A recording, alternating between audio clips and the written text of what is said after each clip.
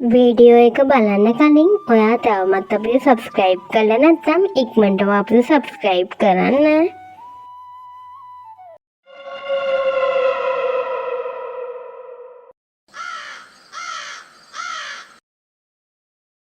ඔන්න එකමත් ගම්ගේ හිටියා චුට්ටි එයාගේ මල්ලි. එයාලා ජීවත් වුණේ නම් එයාගේ අම්මයි තාත්තයි එක්ක. ඉතින් එයාලගේ අම්මා නම් ගොඩක් හොඳයි. හැබැයි තාත්තා නම් ගොඩක් නපුරුයි.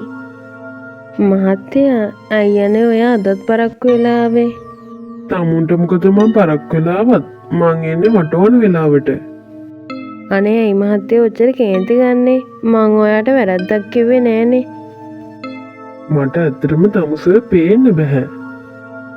ඉතින් ගොඩාක් තරහාගත්තු චුට්ටිගේ තාත්තා එයාගේ අම්මට හොඳටම ගහන්න පටන් ගත්තා.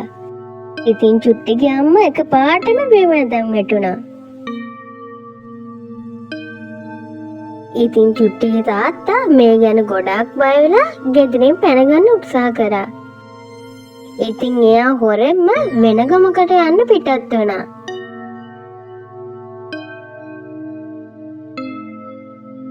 ඉතින් චුට්ටිටයි චුට්ටිගේ මල්ලිටයි අම්මයි තාත්තයි දෙන්නම අහිමි වුණා. අනේ මල්ලි මට හොඳටම බඩගිනි. කුස්සියේ කන්න මුකුත්ම නැහැ. දැන් අපි මොකද කරන්නේ මල්ලි? අක්කෝ ඔහම ඉන්නකෝ මන්ට අක්ගාල කුස්සියට ගිහින් මොනවා හරි තියෙද කියලා බලලා එන්නම්. ඉතින් චුට්ටිගේ මල්ලි කුස්සියට යන්න පිටත් වුණා.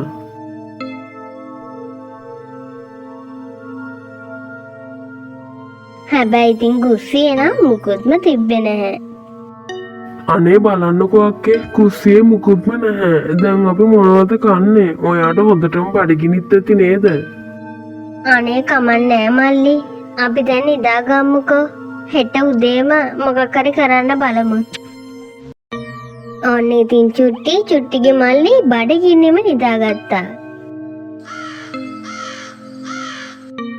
ඔන්න ඉතින් එකපාරටම හයියෙන් හුලඟක් කමන්න ගත්තා. අනේ මේ අපේ අම්මා නේද? පුතේ ඔයාලට ගොඩක් බඩගිනිද? ඔයාලා ඒ බඩගින්නෙම නිදාගන්නේ. අනේ අම්මේ කන්න මුකුත්ම නැහැ. එන්නකෝ මං එක්ක මං ඔයාලට කන්න මොනවා හරි දෙන්නම්. ඔන්න ඉතින් අම්මගේ පස්සෙම චුට්ටිගේ මල්ලි යන්න පිටත් වුණා. ඔන්න ඉතින් එකපාරටම අම්මගේ මැජික් වලින් කෑම මාන්න පටන් ගත්තා. මෙන්න පුතේ මං ඔයාලට ඇති වෙන්න කෑම මැව්වා. ඔන්න දැන් ඔයාලා බඩගිඩේ ඉන්නේ නැතුව මේ කෑම ටික කන්නකෝ. ඔන්න ඉතින් චුට්ටිගේ මල්ලි ගොඩක් ආසාවෙන් කෑම කන්න පටන් ගත්තා. මේ කෑම නම් හරිම රසයි. අනේ අම්මේ ඔයාට පින් සිද්ධ වෙන්න ඕන. අම්මේ ඔයා නැතුව අපිට ගොඩක් පාළුයි. අනේ අම්මේ ඔයාට බැරිද අපිත් එක්ක හැමදාම ඉන්න? අනේ මගේ පුතේ මමත් කැමතියි ඔයාලා එක්ක හැමදාම ඉන්න. ඒත් මට දැන් ඔයාලා එක්ක ඉන්න අයිතියක් නෑ. පුතාලට ආයෙමත් මාව ඕන වුණොත් වැඳගෙන මාව මතක් කරන්න. මං ඔයාලා ගාවට එන්නම්. ඊළඟ දවසේ උදෑසන උදා වුණා.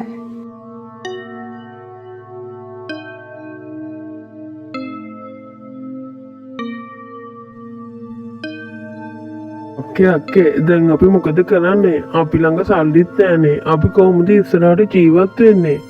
අනේ මන් දන්නේ මල්ලි. අම්මයි තාත්තයි නැති හින්දා මොකක් කරන්නද කියලා මටත් හිතා ගන්න බෑ. අපි අම්මටවත් මේ ගැන කියලා බලමුකෝ.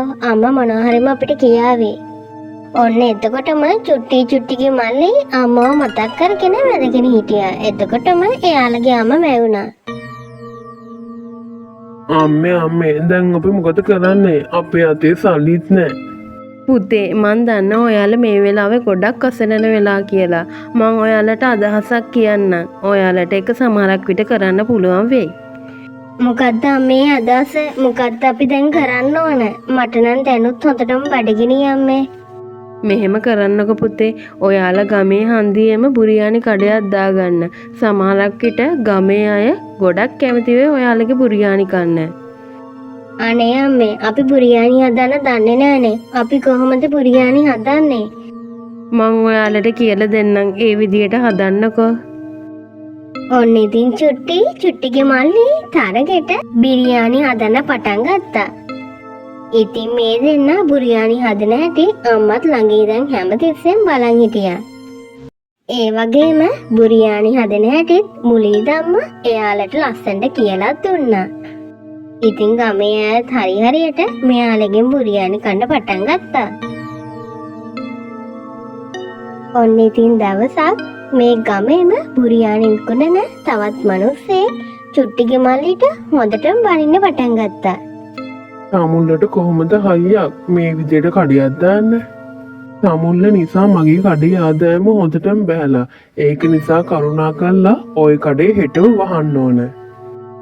අනේ මාමේ අපි කොහොමද මේ කඩේ වහන්නේ? අපි ජීවත් වෙන්නේ මේ කඩේ නිසානේ.